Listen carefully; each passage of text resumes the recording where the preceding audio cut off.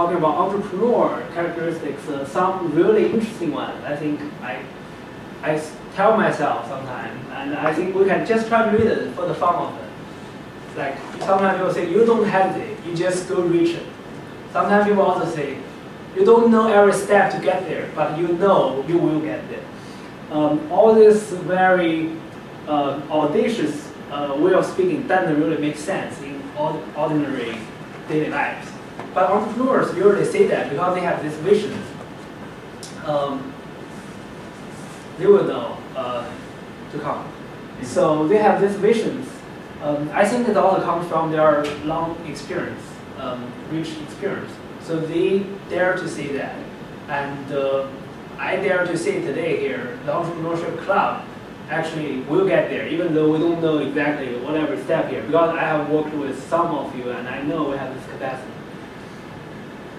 So what are some normal characteristics?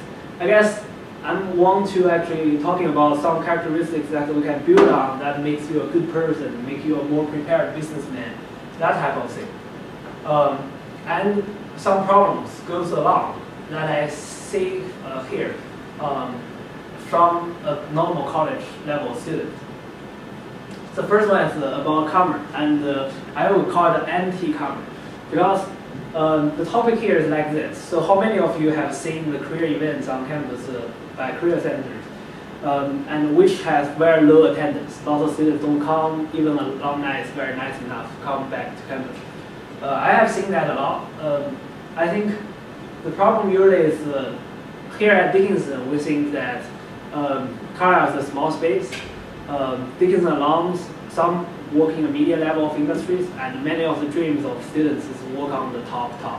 And when the alum comes, they probably have this conflict with going or not, whether it's worth of spending of their time. But I think the comer is very so important, and it is extremely important for entrepreneurs. You don't know how many dots are going to connect together, and you have to probe them all, and you have probed them widely. Later, maybe one or two, which you didn't expect, will connect together. And the other type is more like go into the details about networking, like how do you initiate contact, how do you build network, and how do you follow through. We're going to talk about later this networking evening we are planning right now with the alumni relations. I think one of the big things they are afraid for Dickinson students is a follow through. Students may be very passionate, enthusiastic when they first reach alum, but when they don't see immediately outcome occur, they stop follow through. And that's a very actually anti-common thing. I think people just should be nice enough to keep in contact, no matter whether it's going to directly benefit you or related to your career or not. So that's some problem. I'm talking about this extreme confidence from very experienced entrepreneur and some very obvious college level problems. And I hope all of us here are starting from some point in the middle between these two spectrums. So we actually will get to the good level, good characteristic quicker. But also that's more about like normal characteristics. Introductions to talking about what kind of personalities people usually have and how do we work together as a group. I think that's a basic, very important personalities we need to work together in order to work in organization. So the characters for this questionnaire I was talking about, we have two different characteristics. One is more open, the other is more reserved. One is more rational, the other is more emotional. One is more analytical, the other is more sympathetic. So, I mean, both are very nice, and we need both type of people to work together. And it comes to working with things and working with people. Couple of questions. I guess let's see whether we really have a strong interest in all these questions here. So, a couple of questions I draw out from the questionnaire. The question 30 let you choose between two characters, two words, for which you have a better preference. First is facts, the other is ideas. So I wonder whether you guys choose them, or just by eyeball it right now, who prefer facts over ideas? No? Toughie. Okay, so it's toughie, right? My point here is a toughie. And they don't want you to read too much. personally, I choose the ideas because I think the facts is there. You can just grab ideas important.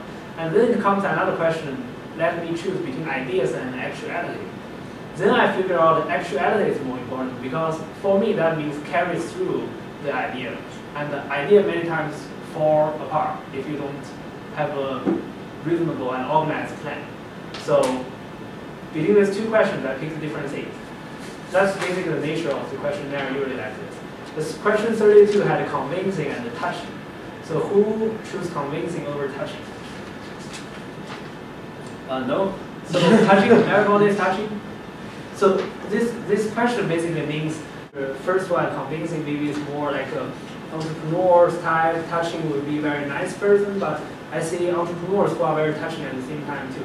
So that's actually not important. I think my expectation here for people to work together is to recognize we have two types of characteristics. And I guess some of you who just come from leaderships, you just learn all this, right? So it's very response together. And I went to leadership earlier, so I'm basically connecting the things together too. So my topic coming along is that actually combined characters are more important. It's good to recognize your own, but we should all work to have everything. And working with things, I think everybody just should have the responsibilities. The topic finally is actually about super persons for entrepreneurs. I think not just having one character is enough to make ourselves satisfied. I think we should have all. And the rationality and the synthetics are all important. So sometimes you have imaginative, sometimes you care about matter of facts, sometimes objective personalities wins. So it all depends. So I think for us working on a project, the process actually is like this. So you first imagine an idea, then you actualize the process by carrying ideas through for somehow. And then you run into problems, obstacles. You have to keep innovating. Finally, I think it comes to the principle that you have to keep your both feet on the ground. You have to be a nice person enough to working with your teammates, so your team have this chemistry and dynamics, while you have to really think through all the detailed plans, and not everybody just be happy in the group and the whole group run into a problem. So finally, I think as entrepreneurs, we are looking for the high goals. So we should push ourselves to learn other aspects from other people, and because what they have is what we don't. So both are important. We should recognize other people's strengths, recognize differences, and finally, we should all try to learn as much as we can. And this is at the heart of innovation. Got it. You got me.